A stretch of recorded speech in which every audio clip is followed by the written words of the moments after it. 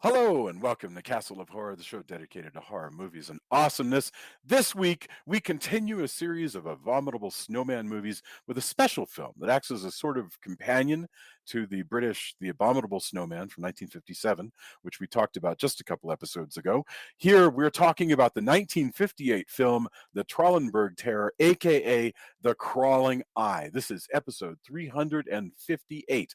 Bear in mind, if you haven't seen today's movie, we're going to be talking about it from the perspective of horror fans who have seen it. So, warning, spoilers ahead.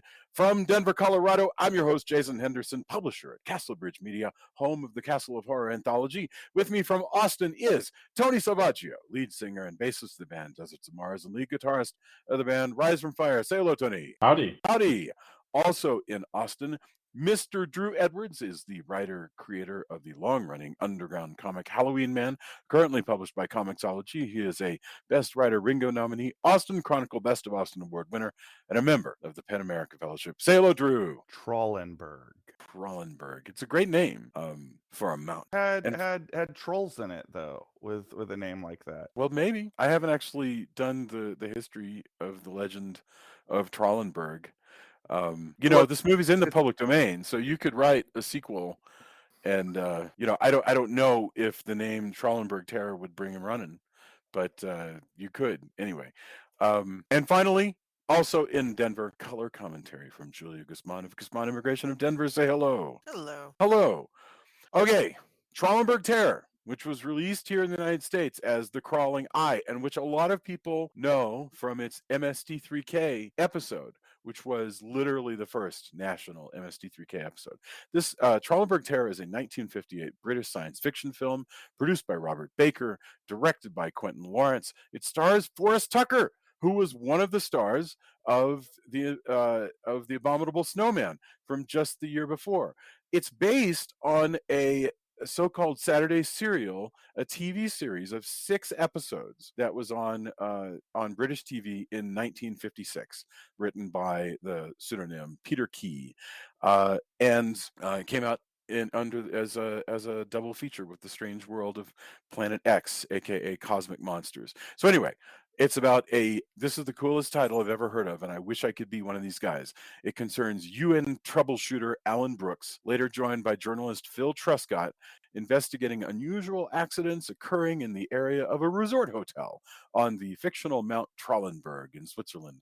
Brooks suspects these deaths are related to a series of similar incidents that occurred 3 years earlier in the Andes Mountains. This is a guy who goes from mountain range to mountain range, looking up X-Files kind of stuff, and that one involved an unexplained radioactive mist and an odd cloud formation believed by locals to be inhabited.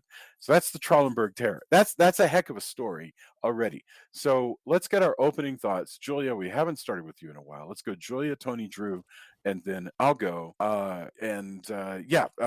Anything you want. Opening thoughts. Tony, when we get to, I know you want to talk about MST3K, and I think we should make that one of our topics, but you can hint at it here. So, because I have a feeling there's a lot to explore there. But Julia, Crawling Eye, what are your thoughts? I think Crawling Eye is what I would call good adjacent because it's like part good and part total crap.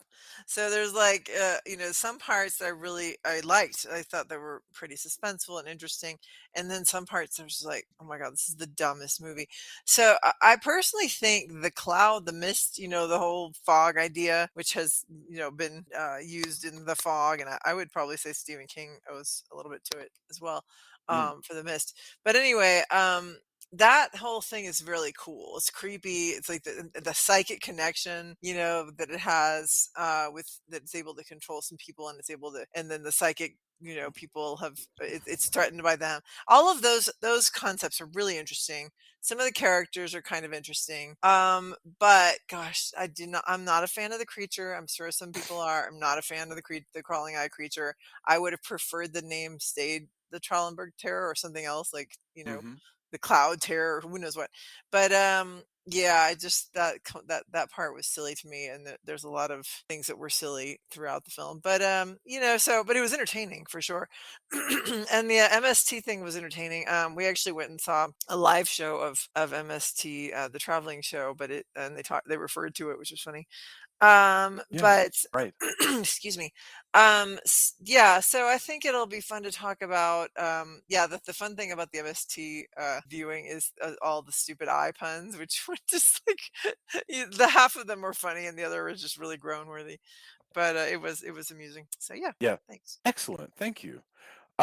Tony, so Crawling Eye, Trollenberg Terror, what are your thoughts? So I watched both versions because I hadn't seen the non-MST version. Yeah, we did that too. I'm not sure if I've ever seen it. I think I viewed part of it at one time, but I think it's actually really atmospheric in a way. If you're not watching it with people actively making fun of it, and again, I like MST. Like I've been Yeah. a fan for a long time.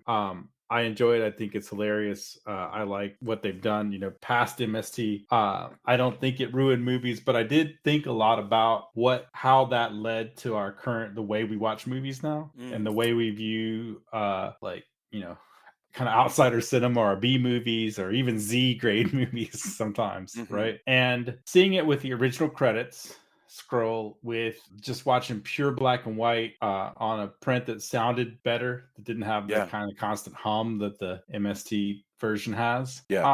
Gave me a different take on it as well. And I think there's a lot. I will agree with Julia. There's a lot that's kind of schlocky, right? As a lot of these movies are. But I think viewing it in a more original context and really paying attention to the atmosphere they're trying to build and the ideas behind it without kind of the poking fun at it made me view it in perhaps a different light. Well, we watched the original one first and then the MST, and I had never seen the MST, so we did watch it the way that you're talking about. But I still thought it was silly. Right. Well, I'd only seen the MST one. Yeah, I don't think I'd ever seen the MST one. So I came at it in a different way and but I want to talk more about this, but I actually, I'll admit that there's a lot of schlocky B movie stuff, but again, I'm going to take it in the context of a lot of the schlocky B movie stuff is also things that later directors would mine for perhaps sometimes just as schlocky, but oftentimes not quite, or things that we don't think of as B movies in the same way. Yeah. Or I don't want to use the word elevated, but they've taken it and kind of chewed on it and gone, I think this is a basis for this other thing. Yeah. And turned it into things that perhaps more of us or more people have loved. Although, those of us who, there's a bunch of us who still enjoy just I like the B moviness of it. Yes. And I found myself looking way more, again, like I said, at the atmospheric parts of it and the kind of interesting ideas outside of kind of going, haha, it's a B movie. And again, I want to talk about more about that as we get into it. But yeah, please. That was really interesting. But I actually enjoyed it for everything that it is. And I'm glad I watched them kind of back to back so I could kind of keep that in my mind. That's wonderful. I want to respond to a lot of that stuff and get into it. Drew, what about you? So I think the only other time I had seen this was the MST3K version. Continuing that thread, I enjoyed it a lot. Actually, I agree with Tony that it's quite atmospheric. I didn't realize that it had a Jimmy Sangster script, whom we all like for his work with Hammer, and I think this has, I don't know, it's got kind of a cool cosmic horror thing, like almost Lovecraft thing going to it. I actually quite like the design of creatures.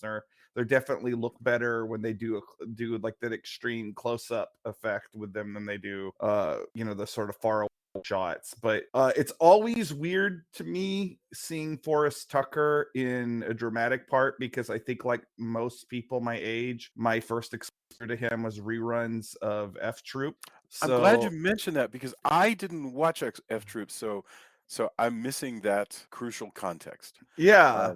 Um, He's really good in F Troop. He's actually really funny. And so like it's kind of cool to see that he was equally home sort of playing a more serious part. And you know, Huh. he had a lot of range as an actor. And he could play a heavy like what we saw in Embalmable Snowman a few weeks Yeah. ago. But I I dig this movie. I think it's much better than its reputation that is derived probably for it being most famous through Mystery Science Theater would allow. Like which by the way, Julia, you actually are right. Stephen King was The Mist is at least a partial homage to this movie. Huh. So Yeah, it's a there you great go. concept. Really Yeah. interesting. Yeah, like I think this is a cool movie. I like, of course, like, you know, 1950s, you know, black and white science fiction. So Right. this is, and it's better than, you know, a lot of other schlocky, you know, rubber suit monsters from that time period. Absolutely. Actually, like it's almost barely a monster movie because we don't really see, unless you want to count the kind of zombie-esque creatures that the aliens employ, you don't really see a proper monster until the movie is more than halfway over. Absolutely. About my only real issue with the movie is the ending, which I will get into when we're actually talking into it. I don't think the ending is very good, but everything else I really dug. Excellent. I really it's interesting because there's what we might roughly call schlock, and then there's real schlock, right? And this is Right. definitely not that. I mean, this is what's going on here. I think the reason this is definitely a B movie is that at least in this in that era, what makes a B film is not necessarily budget and not necessarily even quite story. It's that in my experience, a B film typically the story is about what the story is about. It's about, you know, a giant alligator man who's running through a West Texas town. It's about you know, a giant Gila monster. It's about a mummy. It's about a whatever, and it's not about anything beyond that. And in this case, that's still mostly the case, even though this one has psychic stuff and things like that. It's an adventure and it's a potboiler. It's straight up about Mhm. exactly what it says on, you know, well, no, it's not what it says on the tin because it's called the Trollenberg Terror. But you know, there's not a lot of like pensive, long staring out of the window and you know, thinking about what it all means in this movie. And I think that is what makes adventure films like this, and I still like that. You know, in other words, these actors are doing a competent job. They're good actors. The atmosphere is good. So it's, you know, it's a competent science fiction slash supernatural potboiler film from 1958. But I can absolutely imagine. I can imagine people automatically not wanting to watch that kind of thing because they're like, you know, I like things to have more layers. Like when you think about the Mist has many layers. You know, this film has less layers than that. Well, and But yeah, I like not knowing what the creature is. I like not knowing what's in the mist. You know, that's why I didn't really like that seeing the eye. It was just weird, and it just I don't yeah. know. I prefer the mystique of like, oh, there's something in there that's terrifying. Well, So you know, going back to what you're talking about, though, like even other movies from the same time period can have more going on with it. I would say the Embalmable Snowman, which is, yeah, you know, the one Mhm. of the same leading man and, you know, some of the same creatives They even behind refer it. to it in this movie. Yeah, is a lot more slow paced and cerebral yeah, than this is. So, you know, absolutely, yeah. it's not just like a contemporary movie versus an older movie. I think there's, you know, either it's about intent, and you know, this movie's primary intent is to entertain. Yeah, that's absolutely right. And it's so funny, by the way, how you've got Forrest Tucker, who in the other movie, and loosely speaking, you said he's the heavy, and that's true in the end. But basically, he's just a big, galumphing American dude, you know, who's got some money and he's going to go on an adventure and he's going to bag himself an abominable snowman, do or die, and betray people. You know, he's an interesting, sometimes funny, sometimes really frightening character. Here, Forrest Tucker has all of that bled right out of him, and so instead he is an uber competent, as they say, UN troubleshooter in a suit, who is riding the train, flirting with women. And when he gets there, I love, he gets there because some in the pre-title sequence or the early sequence, some climbers have met with strange, mysterious deaths where they have lost their heads. And so he gets there and he's like, I'm going to check this out. And somebody goes, well, if you find something weird, what are you going to do? He goes, well, there's a special team of UN operatives that I will call for and bring them here. And I have to say, the moment he said that, I was like, oh man, let me see those guys. Like what are you telling me? There's a whole, like, you, Forrest Tucker, have a whole career of like globetrotting and like hopping out in the Andes or the whatever, and you've got your usual crew and you're what, fighting Bigfoot? I mean, it's Yeah, that's. it's I mean, well, how something cool is similar to that? this actually that's landed, and I like that he's a history, and he's at odds with some other government forces who try to sweep it all under the rug and discredit him. Yes, that's Because right. there's a whole thing going on where he's like, I don't want to do that again. That messed me up, Yeah, psychically, because it was for nothing. Like, I did this, and I know what I saw, and no one believes me, and that's terrible. I don't want to go through that again. Like, he's reluctant to kind of even try to work on that because yes. it broke him the first time. Which, That's why I watching it with just watching the movie, I'm like, oh man, that's that hits so much harder. yeah, Eh, yeah. That's great. And so anyway, that's a really cool setup. So yes, the other key element of the main element of the plot to begin with is there is a climbing mountain. There is a very popular climbing mountain in Switzerland. And I have to say, I am gaga in love with any movie that is set up like this, where a whole bunch of people are going to. You guys know this because we talked about it during Snow Beast. I love resorts. So here everybody's going to this resort hotel, and they're regularly climbing up and doing all this jazz, which is totally. I've read climbing books from the 50s, and it's neat to be in that world. And there's an observatory up there, and we'll talk about that in a second. And there's a mysterious cloud, and it's been killing some climbers, and so that's why our guy Forrest Tucker is here. And Mysterious and radioactive. yeah, it's radioactive. Hallmark of the atomic age that we're So going. yeah, and so on his way in, first things first, he meets a pair of women sisters who put on a traveling psychic show. And they're headed to Geneva. But the moment they pass the Trollenberg Mountain, the psychic of the pair, and this movie, by the way, treats psychics as though they're just a regular thing, like being a knife thrower. I mean, it's just like there are psychics, and that's real, which is funny because that's a big choice for any movie. is that psychics Well, are a the thing, big choice is not that the psychics are real, but that everybody's like, cool.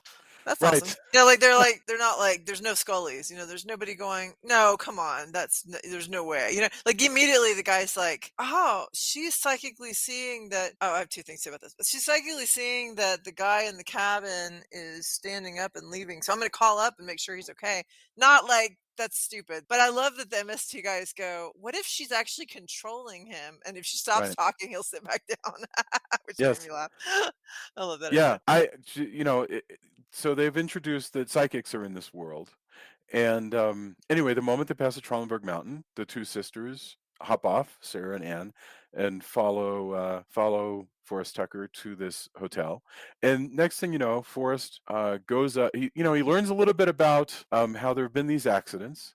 He meets a guy who, if you ever watch Blake Seven, you've seen before, named Lawrence Payne. This is an actor who we have seen before on this show because we did an episode on Vampire Circus, or at least we did a live show on Vampire Circus, and he played, if I recall, the cuckolded husband of the vampire queen. But and that guy, as Tony mentions, is a British operative who's trying to. I don't know. He wants to keep track of what Forrest Tucker is doing, just in case he needs to. I guess they need to put it under wraps again. Well, do you What's think interesting? though? Go ahead. Do you Yeah. think though that part of the reason that it's like, hey, okay, cool, psychics, is again because we have somebody who's seen some stuff. I guess So, that's true. so Yeah. to him, I mean, it's hard because you don't get some of that context until a little bit later. So again, and I think part of why we see this movie and a few others like it is oftentimes the high concept in the individual parts and the atmosphere is good, but how it's put together doesn't always gel. Yeah. I think that's also kind of, I agree with Drew about the ending. And I think Yeah. that's often what happens to some of these movies where they're seen as lesser movies, partially because for whatever reason they don't quite fuse into Well, something that's as why I called it cohesive. good adjacent, because it's like Right. there's all these good concepts, but there's not, it's not, they don't quite fit together. So like I agree with how you're saying it. Yeah, because I love the character of Anne. I think she's really interesting. I think the sister is really interesting. I love that relationship. The fact that Anne Mhm. is compelled to get off the train at that moment, and it's not because she's gonna it's not gonna do any good for her or she's gonna help anybody else. It's because the mist is like drawing her in and then is going to kill her, like it's planning to kill her. Yeah. So Right. it's never like she's being moved to, like, she says, I have to I'm to go up the mountain, like that's, I've been ordered basically, but it's not that she's gonna go and accomplish anything or help anybody, or help the creatures. She's just, they're trying to figure out how to kill her so that she doesn't, I don't know exactly what, She's then that's where it falls so apart. It's like, let's what is she gonna do let's talk if real they don't quick kill her? about what the alien plots are, because there's no need to necessarily to follow the plot step by step. The big middle part of the film is just them trying to work out what's hiding in the mist and why is it affecting people. And so it seems to be that forget the crawling eye for a second. The alien force in the cloud seems to be on the earth, and Tony, you may have caught dialogue about this that I missed because you were mentioning something on the message. But the alien comes to the earth, and it seems to be able to control people, and it attracts psychics. Why does it attract psychics? And does Well, it? Yeah, go ahead. that's the other part, is it seems to be kind of a nebulous taking over the world, because they talk about it coming lower and lower Oh, yeah. and starting to harass Right. and destroy more people. They Yeah. never really get, you never really get why the decapitation part is Yeah. a thing Or exactly. or why But they're able to control that guy, but not the people who are firebombing them. Like, what is that guy just more yeah, susceptible to being but controlled? but what you were talking about is the our now I have to look it up. Our scientist, who's, Yeah. I love the fact that he's like, hey, I just asked for all the science stuff and they gave it to me, and here's my lab, He's and like this is so important. proud to have spent so Yeah, much money. yeah, and Yes. it is cool. Like that, all that stuff. I bet, especially at the time, is just that's our holograms and stuff, right? Like Yes. Exactly. his No, when he's like showing like his ring camera, basically, he's like, check it yeah. out. Yeah.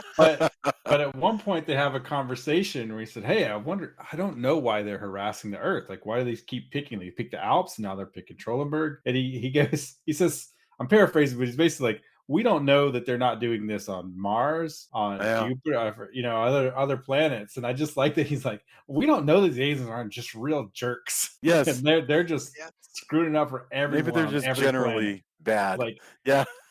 we don't, there's nothing that we don't know. We don't have enough knowledge right now to say whether or not that they just keep coming to different planets and harassing everybody. And I thought that was great, because Yeah. so much sci-fi is also like, oh, I guess it's the Earth. There must, we have water, or we have resources, or we have minerals, or we have a core, or any of this stuff, right? Yeah. And here you have a scientist that goes, look, we don't know enough about these aliens. For all we know, they're just a menace to the galaxy, Right. the Right. universe, because they keep doing this stuff, and we should be careful to make those suppositions. And I thought that was actually, like, picking up on that this time was like, wow, that's actually pretty good. And Yeah. the way he puts it, and everybody goes, yeah, I guess you're probably right. Like, we only know, because what he's saying is we only have the knowledge of being Earth people. Yeah. Let's think bigger than that. And to have the scientists say that, and again, some of that, like you said you missed it, but those concepts are Yeah. what's really cool. I also wondered that, now that you mentioned it, because I hadn't read about it being a serial, I wonder how much of the kind of what I picked Very up good on as point. being disjointed is them trying to go, well, how do we take 6 episodes of a thing Yeah. and make it a movie? And jam it into 90 minutes. Right. Or And I less, wonder, I mean, I haven't Yeah. seen the original, which I kind of do want to see it now. to know if that is the case or if it's just the way it is, and that's fine too. What you're saying about like the stuff with the scientists, like a lot of that stuff reminds me of like the Quatermass things Oh, that, yes. they were Sure. hammer. And I think this fits kind of comfortably between that and like an American it's like somewhere in between that and like an American rubber suit Yeah. monster movie. Mhm. Like I just I don't know, I dig that stuff about it, is that it's got this sort of we're on the hunt for the paranormal, and we're Yeah. going to try and understand it scientifically. Right. Like, because that's kind of innovative, because we didn't really start to see, of course there was like, Van Helsing type characters in monster movies, but like really coming at it from like a hard, scientific angle, like Yeah. we didn't really see that until a decade or more later. And I just think that's kind of cool. And you're Well, I mean, also, yeah, go ahead. again, like what's interesting about movies like this too is you're starting to see, maybe in the late 40s, you might see, well, G-men are always good and you can always Mhm. trust a G-man and they're always going to get their guy, and it's going to be, everything related to them is altruistic, or at least maybe not altruistic, but it's America, right? Mhm.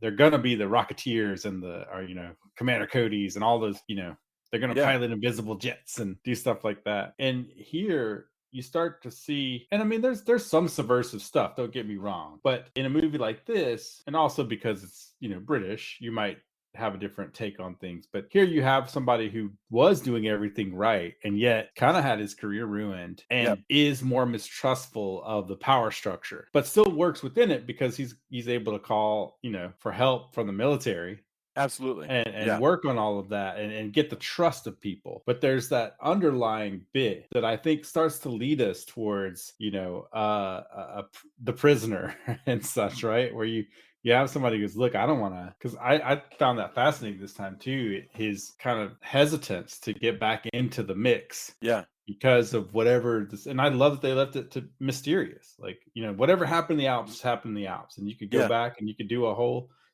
a sequel, I mean a prequel to it if you wanted to. Yeah. But that the way they position him, I thought was interesting in a way that you may not see, 8 years earlier or It's a more. really good point. I mean, you think about like a couple of movies that we've watched previously.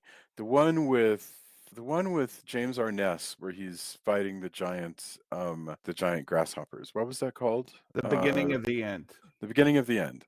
See, in that one, he is a sciencey guy working with the army, and then you have Gene Barry in 1953 in War of the Worlds, and he's a rugged camping, not clean shaven scientist who's interested. So, but you're right that this introduces a more Fox Muldery kind of thing.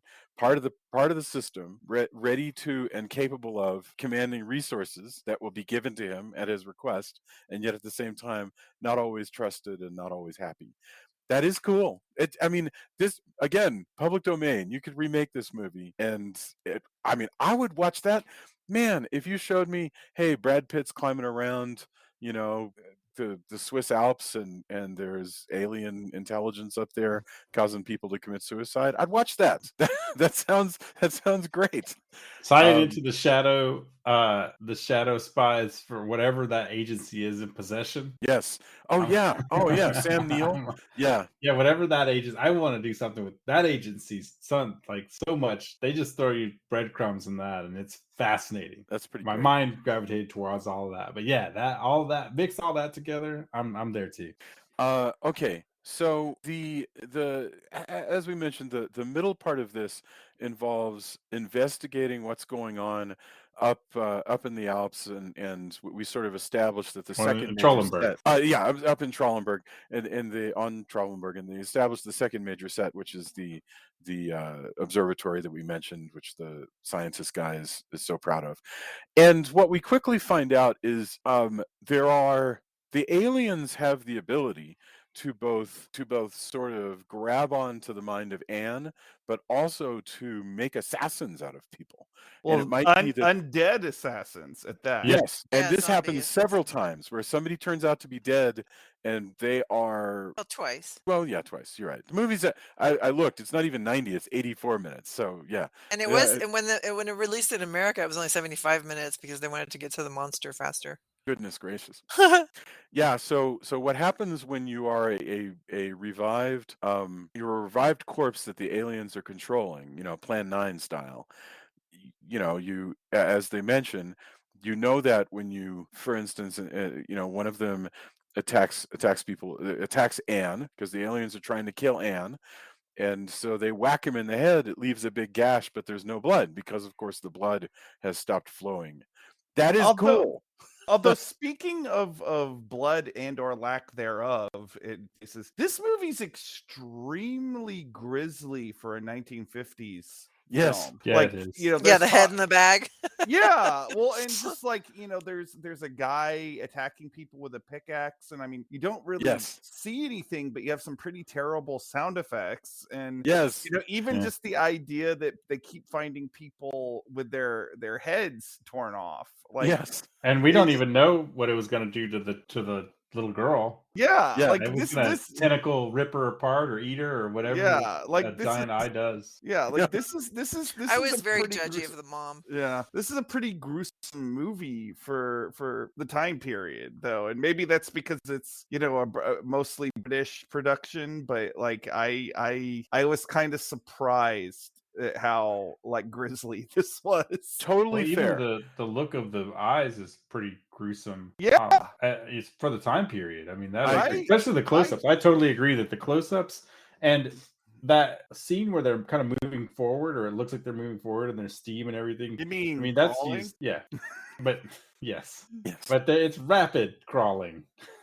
Right, there's one where they're going really fast, and they use that to effect on actually the first, you know, big broadcast season. They still bring that back in the opening credits of Mystery That's right. Science Theater. That, you know, it was effective enough that they even use that. That's part of their whole like the intro and, you know, ads and stuff, everything like that. So that's part of that, because think that they're scene is cool so looking. effective. I Yeah. think they're cool looking. I think there is some scenes where they don't look as convincing as the others, but like the close-ups when you're just seeing it, like I was actually trying to figure out how they did it, if it was a puppet, if it was like because the eyeball, the actual eyeball part So of describe it. It's a looks- brain. It's basically a giant brain, like the size of a garage, yeah, with with tentacles. a big old eye. Optic nerves. Yeah. I thought it looked good. I just thought it was a stupid idea. Like I mean, I think it looks great. If that's what you're going for, I think it looks great. But to me, why would it be like the MST guys pointed out, that seems like having that eyeballs maybe shouldn't be around so many pointy edges as are on mountains. Right. But it's like, why would it be? It just didn't, it made no sense. I thought it was a dumb idea, but I thought it was a great effect. I thought it looked really good. I don't know. I mean, I guess I like aliens that are actually like alien. Like one of my as much as I love Star Trek, one of my pet peeves out of it is like I feel like a lot of the, you know, and, you know, some of this is budgetary, admittedly, Sure. but like let's glue some pointy ears on a guy. That's a Vulcan. Let's put like a forehead prosthetic on some guy. That's a Klingon. But they're Well, it's basically because they want to have people. relationships with them, but they do have occasionally aliens that are completely different. Like they do have an alien that's a cloud, and they have One of my favorite aliens in science fiction are Daleks from Doctor Who, and I think, Yeah. you know, even though there's stuff that's kind of silly about them, like it's a completely different value system. Yeah, They don't agreed. look remotely human. And so that's kind of like the inscrutableness of that is kind of what's appealing to me about this, is that, you know, we don't really know what these guys want. And, you know, yeah, sure. Why would something evolve into looking like a giant eyeball? But why not? You know, because Right. it's weird, and I don't know. I just dig it. Well, I'm not saying it wouldn't evolve. I just think it's a dumb idea for a creature in a movie. I just But want to point out that visually, as a thing that is showing up in a movie, this fits super closely with a couple of other movies that are around at the time, Mhm. because there's the brain from Planet Eros, which is 51, so it's 7 years earlier, but there's also Fiend Without a Face, and those were both about brains that crawl around. Yeah. And so in the 50s, brain props, I guess, were getting really good, but there's a lot of like that. That's just one. It is one way that big alien creatures look, is just like a big brain wandering around, which is To be fair, um, also we haven't ever seen neither the sunglasses nor the keyholes on the planet these creatures come from. So yes. that's my this might be important, but we don't know because we don't see that ever. I I I think it's funny that it's a giant brain. Maybe that's also why now we're really going into the Marvel No Prize universe, okay? But maybe that's why they use psychic powers, because they are so weak to the touch. Like, if you can Mm. burn them up, if they're sensitive to extreme heat, if you can poke them and destroy and hurt them, then really they need psychic powers to which be able makes me come to. back to, why didn't they control the people who were firebombing them? But I guess it's because they can only control people who are already dead. Dead people, or people who are particularly psychically attuned. And Yeah. again, how And those nutso they is can this? only control to get them to go get to Maybe a place maybe where they that's why kill they them. rip people's heads off. They try to Yeah. control them, and they're like, I'm too strong," and they go, "Oh yeah, Yeah, maybe that's it. Yeah. Oh, I well, love not that so strong now, are you, well, the human?" guy who's being controlled, for no particular reason, since nobody's really looking for this stuff, is carrying the heads around in a duffel bag. That's amazing. How nuts is that? It reminds me of Vincent D'Onofrio in Men in Black, where he's just, once he's sort of a body that's been taken over by a bug, he's crazy. It's really. I love how crazy that is. And again, just like Tony was saying, you are cramming 6 episodes of a television show into an 84-minute script. So I know that probably each of these bits probably was a payoff in its own plot line, and they've just all been sort of thrown together. I love towards the end, they know, if we turn towards the end of the story, they know that the alien is going to go and attack the village at the bottom of the Trollenberg. And so they're going to get everybody onto the cable car. And now, truly, the movie does some really neat stuff. For instance, the good guys are trying to make it on the cable car up to the observatory, but they know that the alien can freeze stuff, and so the cable car is getting wonky, and they're about to, like, maybe just plummet to their deaths. That's a The good cables scene. might snap. Yeah, That's well, good. Jason pointed out that some of the better, more suspenseful scenes could have been several times longer. Yeah. Like when when he goes and rescues the little girl, that whole scene could have gone a lot longer because it could have been much more suspenseful. I was really irritated as a mom that the mom of the girl seems to have one job, which is just to get her kid onto the cable car, and somehow Yes. loses her for long enough that she has time to get all the way back to the lodge. I was like, really? Anyway, And then stay in but the lodge but as yeah, the alien comes into the room. it Yeah. could have been much more suspenseful and played out a little bit longer because that is a scary idea. Yeah, it should have been a whole action scene, and but to do so would have taken more screen time, and they would have had to animate these tentacles to fight with Forrest Tucker. I And really love the cable cars, by the way. yeah, that was great. The cable cars are neat. And I love, again, this movie gives us a neat world that we don't go to all the time. So that's kind of cool. Um, so Tony, you wanted so we'll get to the end, the real end, in a second. But we should stop here and talk about MST3K and early movies. I mean, what was your So, well, I just was even more fascinated. We've talked about it a little bit on previous shows, Mhm. and I was fascinated to watch. And I've done this before. Like I've seen other movies, and I, like I watched. We watched Planet of the Dinosaurs. Yeah. And I've watched both, and I'm not for something like Planet of the Dinosaurs. I'm not sure if it was better without Mystery Science Theater. In a way, it is, but it really stuck with me how you look at film. And Mm, also, like this, I have kind of duality to this, where yeah. uh I watched a lot of B movies and rented a lot of B horror and stuff in in high school, somewhat in college, but not to the extent that perhaps I went to Weird Wednesdays and really got an appreciation for even a bigger appreciation. Mhm. Having I Love Video and just being able to watch whatever, and then now streaming. I always was fascinated and loved all manner of film, but I conflicted sometimes because I think like through watching Mystery Science Theater in college, especially, I started watching more, getting into this stuff, and it was partially because of the humor and how much fun it was to sit down and watch these films. Mhm. But then, and not this is not to discredit the makers of Mystery Science Theater, but also I think the flip side is it gave people more, it separated people, I think, a little bit more, where it did Mm. feel like, oh well, I can't watch these without kind of poking fun at it, Mm. or it's a lesser movie and therefore it's right for me to dismiss it in a way because I've seen it on Mystery Science Theater. Whereas when I was young, when I was 4 or 5 maybe, and I Mhm. saw Gila Monster, to a 4 or 5 year old, that was scary, Yeah. and honestly, I love that. Like, I think it's hilarious, like all the gags, like putting your knee up and all that stuff. Like, I love that stuff. But in context, I think it did not intentionally, but it allowed more people to kind of feel like, oh well, I have to feel this guilty pleasure, or it has to be coupled with irony. Mhm.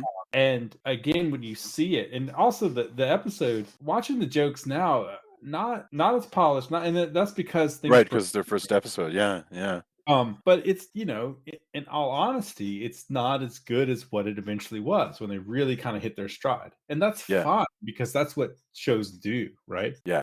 And they got more polished, and they did come from a like very DIY. We're just kind of doing this, and they hadn't quite found their voice. But literally for some of the characters that changed out, right? They got different voices. But Do you know, Tony, objectively, it is it a wasn't as good. meaningful Oh, go ahead, I'm sorry. Continue. Objectively, it perhaps wasn't like the best even Mystery Science Theater 2000 episode, but it was interesting to me to once again see a movie where I thought it was actually a pretty cool movie, seeing it outside of that, and I was able to pay attention more to the dramatic parts, and everything didn't have kind of a stinger of a joke or a Yeah. constant riffing, and but it did really make me think about that. Some B movies have kind of been looked of as so much lesser movies Yeah. than perhaps they actually were, and in some parts unintentionally, because I think there's more merit than we give them credit for, and it allowed for a lot of people to kind of be very dismissive of more movies, and I think that's a shame. And I don't Mhm. blame the show per se, but I do kind of waffle back and forth about that, and think about it a lot as I enjoy more and more, kind of off cinema, or just B, and even like I said, Z grade movies. And there's still some where I think the movie's good enough and they've done riff tracks of them, or Oh, yeah. or different episodes where I go, I actually genuinely enjoy that movie, and I don't think it's gonna really do much for me, even though I really like their brand of humor and I think they're really talented. Like, there's still stuff I wouldn't watch, and I kind of wish that there was a little bit more of the, I don't know, you don't have to do the disclaimer, but I wish there was also more talk of, look, we thought these movies, it was fun to riff on these, but there's actually some good here. And they actually, to their credit, at the end they make it a joke still. Mhm. But they do have the stinger at the end of the episode is them going, say something good about the movie, say something bad about the movie. Mm. And they do it in this context of like, hey, you get ram chips if you say, and they're more jokey than I would, but I think there's kind of a genuine let's look at this, even though it is yet another riff. Yeah. And I'd forgotten about that, and I thought that was pretty interesting. But I do find that it just made me a little bit sad that if you're only watching the joke version of this, you may not get the tension and the atmosphere that the movie actually brings. Well, that's And more I true wish for there was this more of one. that. It's more true for this one than most because for some Sure. reason their copy was terrible. It Well, was like Yeah. so bad. Very Well, I bad think for I don't, and I sound agree and so with you. forth. There's certain movies where I'm like, yeah, this is not a movie that I really. And there's I- been a I few wanted to where ask I a don't question, even, though. I don't even enjoy. Like, I watched it, and I've seen a couple that even all the jokes don't make it a movie I Right. enjoy watching with them riffing on Yeah. top of it. So Do you think know. it's fair? Like, and this is an honest question. I don't know the answer to this. So I like I like MST3K, Hmm. and I like watching the movies with and without. There are those who say that MST3K led to people, yelling at the screen and talking back. My theory has been a lot of other things contributed to that, such as just the advent of watching movies at home so much.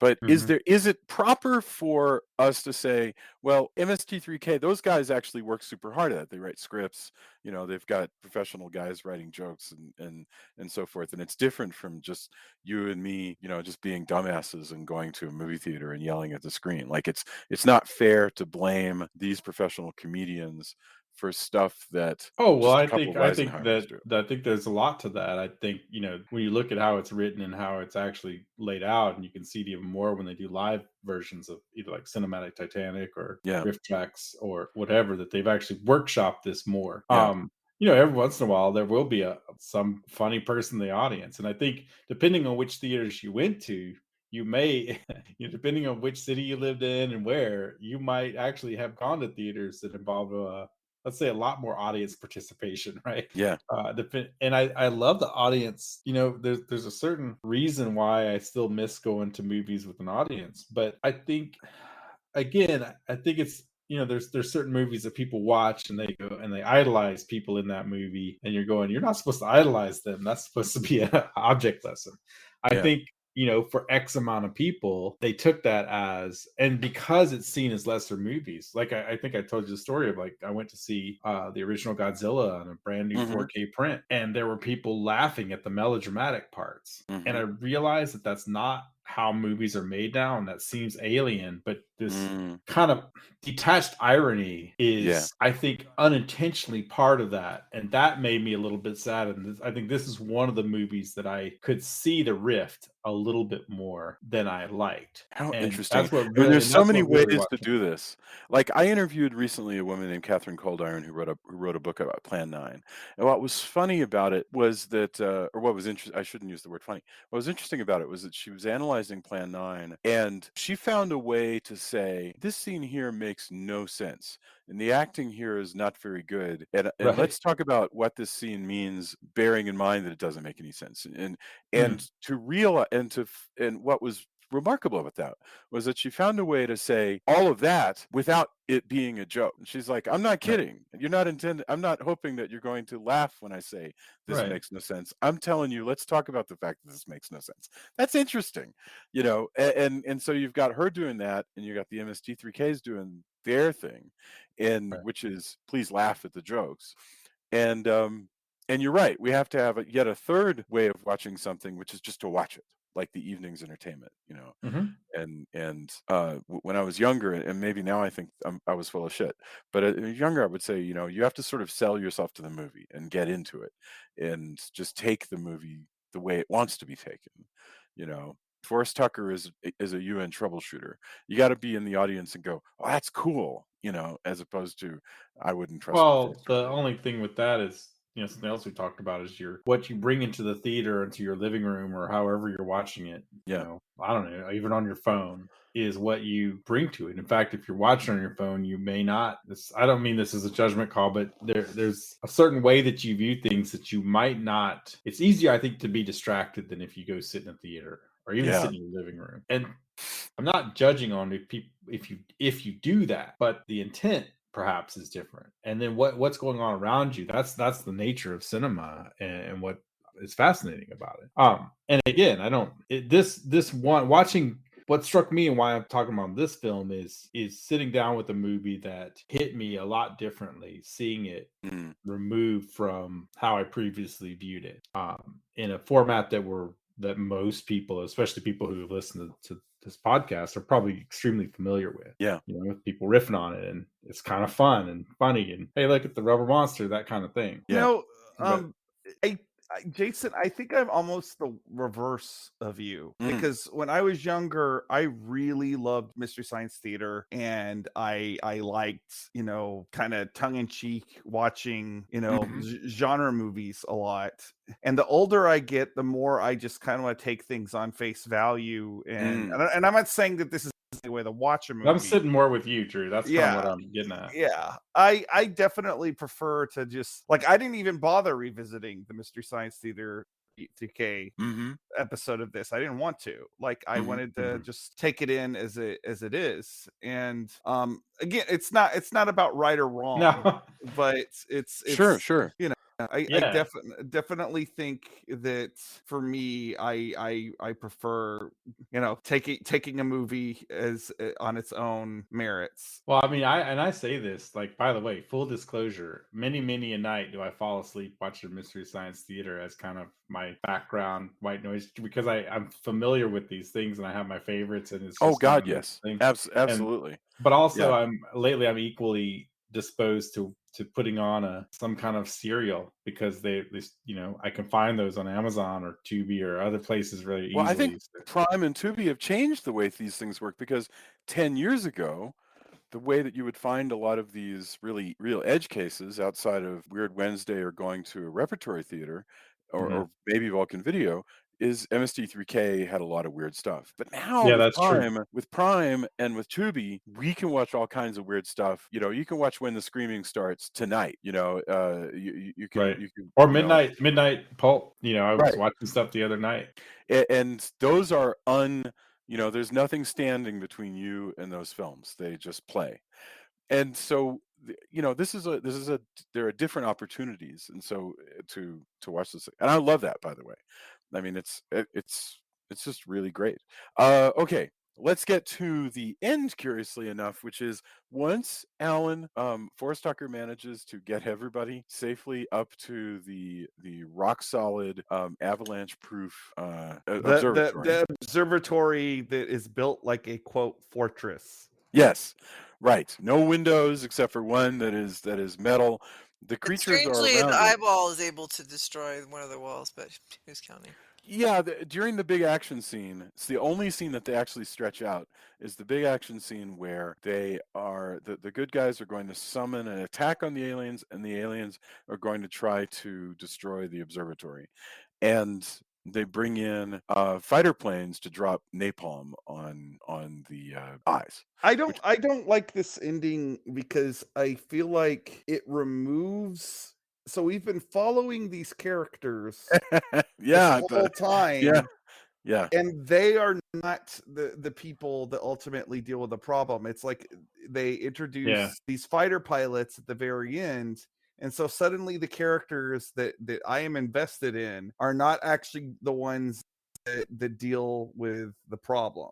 And that just really bugs me. Like I feel like No, you're right. You're precisely I don't correct. know. It's Yeah. and I feel like for the most good, this is a pretty good script. Yes. I think it, you know, for some reason they have this big action ending that just kind of just sort of ends it conveniently, where Forrest Tucker's like, okay, let's call in the airstrike, you know, and we would have to sit and brainstorm on how to make calling in an airstrike more character oriented, you know, or not call in an airstrike at all. Like one way that you would do it today is he would call in the airstrike, and then the airstrike would fail, and then he would have to come up with something else and, you know, sort of marshal his forces and get it done after the initial plan failed. I also think by having more than one crawling eye, like it makes it seem like too big of a problem for them to deal with on their own. Yeah. So like maybe if they had just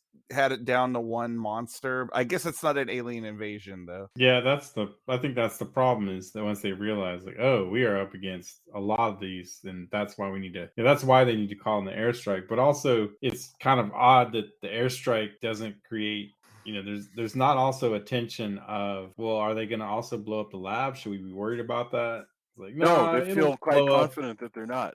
That's it'll blow up amazing. just enough. Like that seems, I don't know. That's there's a lot of assumptions being made that a bomb. And that's always a mistake when and this is the place where people lose grade points with audiences, I believe, is the beginning and the end. You know, if the beginning is dumb and the rest of the movie is great, people still they kind of check out. And if the ending requires you sitting here to like do a lot of math in your own head to try to explain it, so that as you're walking out of the movie with your beloved, and they go, I didn't understand, and you have to explain how the ending works. That's not ideal, right? And this Yeah. is when we're definitely there's a lot where we're going, well, maybe they just kind of knew that the napalm wouldn't hurt the observatory, and that would be fine. I mean, they Like do show like the shutter that they can make themselves safe by closing the shutter and yeah, that kind of stuff, but there's still this idea of you're still dropping a bomb on yes, a place where all our heroes are, and that's still like we kind of it's a firebomb. It's like guess okay, but there's still a concussive force in all of yeah, that, and that's where it also just feels like oh well we've done all this stuff and we've created we've got Molotov cocktails and we've done the whole door knocking thing, which is there's a suspenseful thing where he says hey I need you to let me out and then let me back in because I'm going to see if this works. And then throws Molotov cocktails. Then somebody else does it and he goes, "Oh no, he's been caught by the monsters. That's why he didn't come knock on the that was a door good again." bit. I love that whole scene. That was That good all of stuff. that is cool. And then in the end, they're just like, "Hey, can you come save us?" Like I know Yeah. we've done a lot of saving ourselves, and I rescued a girl, and we made it up of frozen, possibly treacherous Cable car you thing. know, Yeah. the cable car Yeah. thing, and we did the thing with the Molotov cocktails, and we're all heroic. But in the end, we're gonna need a plane to hopefully not blow us up. So if you can do that, that'd be cool. And that's why I think that some of that comes about where it feels a little disjointed in the way that, and that's not that. I mean, that's an ending that's you have to call in the powers bigger than you because this thing has escalated past you. So that's not outside the realm of a decent movie, but for some reason here it just felt a little you've got all this action daring do, but then you don't let them kind of solve the problem themselves. But maybe that's the point is in the face of overwhelming terror and odds, a I human or think even a that group of humans can't do it. I And think that at the that's fine too. maybe I think that at the time though that they just often didn't bother to step back and start to tease plot around to go, wouldn't it be better if we reverse these sequences so the firebombing comes first, it doesn't work, and then our good guys have to save the day, which is how, by the way, I don't know if you noticed, but if you go to the movies today, that is exactly how the third act of every Right. movie works. I mean, yeah, And you'd probably do it so he killed all but one, and that one is still a huge right. menace. Like Ta-da! You just solved the Trollenberg Terror. That would have actually made a huge difference. I mean, I don't know if I can say I'm better than what they wrote, but that's I mean, what you're talking about is what would usually happen is you kill all Yes. but one, it sticks, they're like, phew, that was tough, and we almost got blown up, and how, I'm so glad that the lab wasn't just burnt to the ground. We're still maybe you even trapped them there with like a forest fire around it. Like, Yes. oh, we can't go out because we have a forest fire, and then oh no, tentacles bust in and rip somebody in two, or rip somebody's head off, because that's what Right. we do at the beginning. And then oh no, we have to do it ourselves. That Right. would be how that would happen now. I don't know if for a fact that's better, but that's what you're describing. And that's it would probably feel more satisfying, and that's how movies end today. Right. That is the But also, classic. we have to realize Yeah. that that's the formula now, and that's what we're expecting. Whereas Yeah, there's that's right. different Well different said. eras will have different, and so in 58, you might also that might have been the formula they're looking for, where it's so much bigger than us that we're going to need the powers of the military Oh, good point. to help Yeah. us, because how else are we going to solve this? Because it's beyond our control. Yeah, And that's technology, the firebomb is boy, going to fix this it. is a really thank you for bringing this up because that was a really interesting thing to think about. Yeah, I mean, Uh, tropes change. I mean, you'd solve it yeah, differently in the 70s. It might be more nihilistic in some ways. everybody would die. I mean, maybe, but then also on certain Yeah, times that might be nihilistic now. You might get that right. nihilistic ending now because it's trying to subvert the traditional Brad Pitt saves the day, like you were Well, talking like about. in I don't know, what's the yeah, I mean, or it could end up Cloverfield? like The Mist, Yeah, where it's right, like, or The Mist where oh, it's really a whammy. Yeah. oh, Um you know. I saw somebody recut the ending of The Mist just to use the ending of the story, and it's like they just drive and then it just says the end. Poochie went to his home. All right. Never We seen. should get our final thoughts on the Trollenberg Terror. Julia, it's been a while. I know that we've been just jabbering on. Do you have any final thoughts? Anything that you wanted to mention that we haven't talked about? I love that the sisters' relationship is core. I think there's so much problematic about, how they treat the women, but that's of the time, as we have often referred in the past to. The fact that it's just like, oh, these pretty little ladies need to be, treated with kid gloves and all. But anyway, but that's, I mean, again, it's the way these films are. Yeah. Yeah, I agree that the ending is silly. Well, like I say, I've already said that I don't like the creature that much, but I agree that there's some neat atmosphere to it, and some really neat concepts that we have seen again in other films. So it definitely didn't feel like I wasted the time watching it. It wasn't my favorite. Excellent. I mean still we had fun watching this one. Okay. Yeah, we went this order. Tony, what about you? Yeah, I like it. Like I said, I like both. I like watching both versions, and I like also that now I had a lot more to think about in doing that compare and contrast in a way that perhaps I hadn't before. Even though I know we've done that a few times on the show. I like the movie. I like the effects a lot. I think there's a lot of atmosphere. I think it does feel disjointed in places. I found myself wanting to spend more time with what's going on with our psychic woman and her sister, and how that all plays in, and kind of more about why there's such a threat to the aliens. There's so many bits, and I still wonder, now that you mentioned it, if we are seeing it suffer from the condensing 6 episodes into one. I have no basis of comparison for that. Yeah, there's but no way of it knowing. made It's me like, think. pure guess on my part. Yeah. Yeah, Yeah. but it made me think about maybe that could be. But again, that's not to say that anybody did just the wrong thing with this movie. But I think it suffers from it could have been more than 90 minutes if that was what they wanted. I'm not saying every movie has to be super long or anything, but there's enough interesting bits that you could expand on any one of them, and it would have also been interesting. And I like the creatures. I think they're highly effective. I think, especially in the close-ups, like we talked about. I enjoyed it. Certainly grody looking. Drew, what about you? I had fun watching this. I had a good time talking about it. I think that's a lot of the times about all that you can ask. Out of all the movies that we have done recently, it's not but I still think it's a better movie than I think its reputation would have you think. Definitely. Excellent.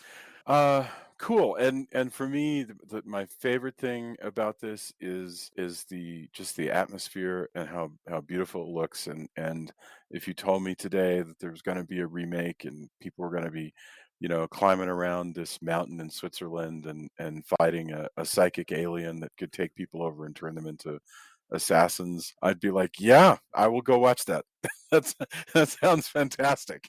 So yeah, Christina Ricci is a UN troubleshooter called in to deal with psychic assassins and beheaded climbers. I'm going to watch that. To turn to endorsements, what have you been listening to? What have you been paying attention to that you want to share? Julia and I have basically been watching everything, so the difficult task will be actually picking what to share.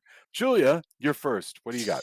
Yeah, I don't think that's true. I think we've been watching this week, and the last couple of weeks, we finally decided to, jump on the Schitt's Creek train that everybody else has been on for like 6 years. Yeah.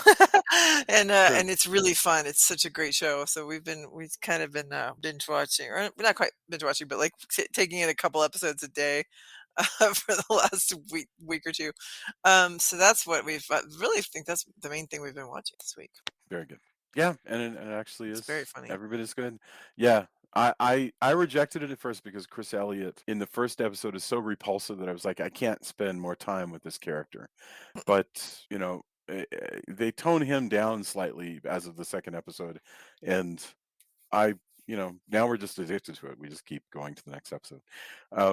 Tony, what about you? I was surprised at that show as well. I think we watched like an episode or two early on, and then eventually we're like, okay, this is way better than we thought. So I'm with you on there.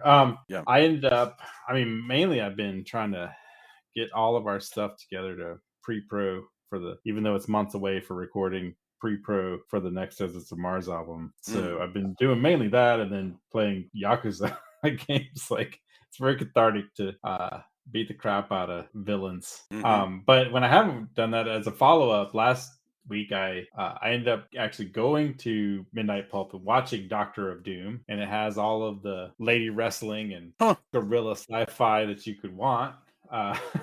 So that was really cool. And I noticed also on there Violet Cop, which is one of Beat Takeshi's movies, and Outrage Coda's on there, which I'm guessing. I know you can watch Outrage. I think you can watch the first couple on Amazon Prime right now. So maybe I'm just in a Yakuza mood considering there's that. But yeah, Doctor of Doom was fun, and there's a bunch of stuff on Midnight Pulp. And, some of the ads were threatening to harsh my fun with not as fun ads. But Sure. that's what, it's not their fault, right? Like, I'm watching crazy movies on for free, which I couldn't do. I'm looking now, like Hanabi's on there. Oh, there's the documentary about Wang Wang, the little person who was in a lot of different movies.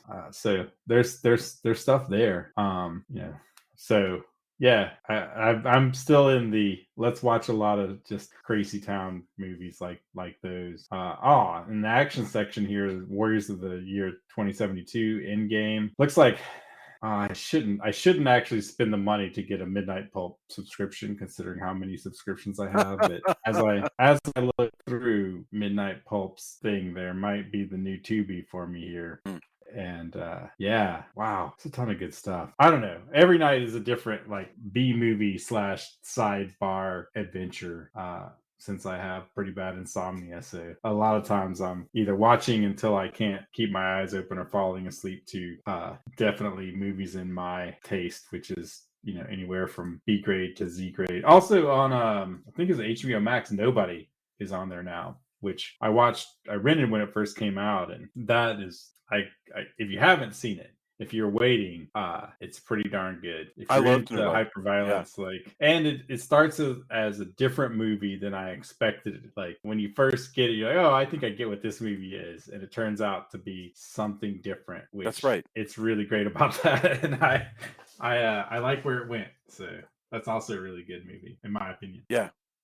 And I will say no more about that. You're exactly right. No, I think it's for the best. Just it's actiony in all the ways it should be. Yeah. No, Drew, what do you got in terms of endorsements? Well, it's a very, very long title, but it's called The Woman in the House Across the Street from the Girl in the Window. Hell yeah. Oh yeah, we did start watching that. That's true. It is the extraordinarily straight-faced parody of thrillers, like mysteries and suspense type stuff.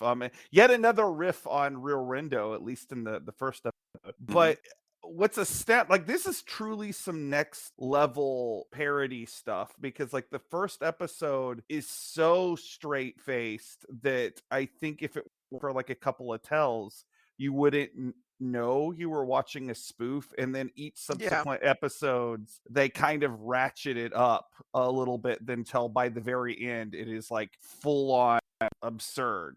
But I am in awe of Kristen Bell and the rest of the cast, that they can keep a straight face with some of the dialogue that they're saying. Apparently the director made them watch Lifetime original movie to get that particular cadence down.